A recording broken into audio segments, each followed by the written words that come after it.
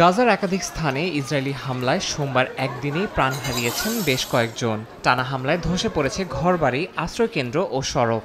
নিহতদের মধ্যে রয়েছে নারী ও শিশুরাও। একই সময়ে পশ্চিম তীরের জেনিনে সাংবাদিকদের লক্ষ্য করে গুলি চালিয়েছে ইসরায়েলি বাহিনী। তারা ধ্বংসযজ্ঞের ছবি ধারণ করছিলেন বলে জানিয়েছে বার্তা সংস্থা ওয়াফা। জেনিন শরণার্থী শিবিরে একযোগে বাড়ি, দোকান ও সড়ক ধ্বংস করছে ইসরায়েলি বাহিনী। স্থানীয় প্রশাসনের বরাতে জানা গেছে, পরিকল্পনা অনুযায়ী সেখানে ৯৫টি বাড়ি গুঁড়িয়ে দেওয়া হয়েছে। এই পরিস্থিতিতে আন্তর্জাতিক মানবাধিকার সংস্থাগুলোর উদ্বেগ বাড়লেও ইসরায়েলি কর্তৃপক্ষ অভিযানের গতি কমায়নি। এরই মধ্যে আগামী সোমবার ওয়াশিংটনে ট্রাম্প নেতানিয়াহু বৈঠকের ঘোষণা এসেছে।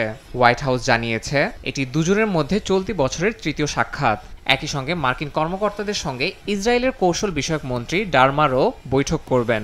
শান্তি চুক্তির নামে এই কূটনৈতিক প্রচেষ্টা চললেও হামাস জানিয়েছে ইসরায়েলের কাছ থেকে ৪ সপ্তাহ ধরে কোনো গঠনমূলক প্রস্তাবই আসেনি। এই পরিস্থিতিতে যুক্তরাষ্ট্র আবারও ইসরায়েলকে $৫১ কোটি অস্ত্র বিক্রির অনুমোদন দিয়েছে।